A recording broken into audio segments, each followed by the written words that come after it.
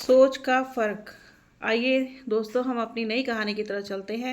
उससे पहले हम अपनी कहानी में आप सबका स्वागत करते हैं। आप सब कैसे हैं? आशा करते हैं आप सब बहुत अच्छे होंगे। तो चलिए हम अपनी कहानी का नाम है सोच का फ़र्क।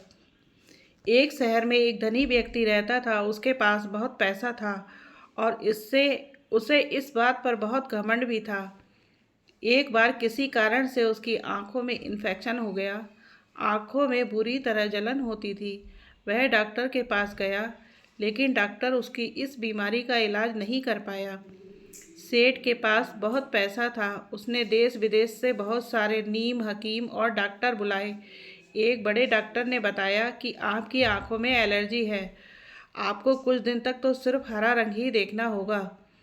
अगर कोई और रंग देखेंगे तो आपको आंखों की परेशानी होगी। अब क्या था? सेठ ने बड़े बड़े पेंटरों को बुलाया और पूरे महल को हरे रंग से रंगने के लिए कहा। वह बोला, मुझे हरे रंग के अलावा कोई और रंग दिखाई नहीं देना चाहिए।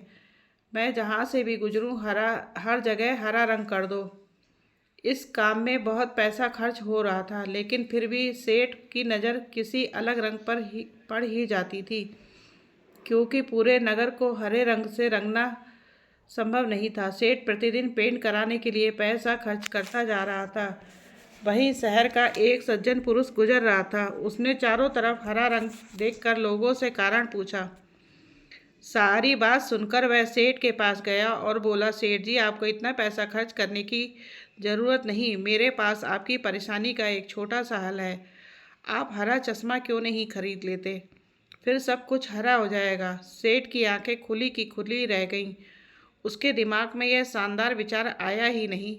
वह बेकार में इतना पैसा खर्च किए जा रहा था।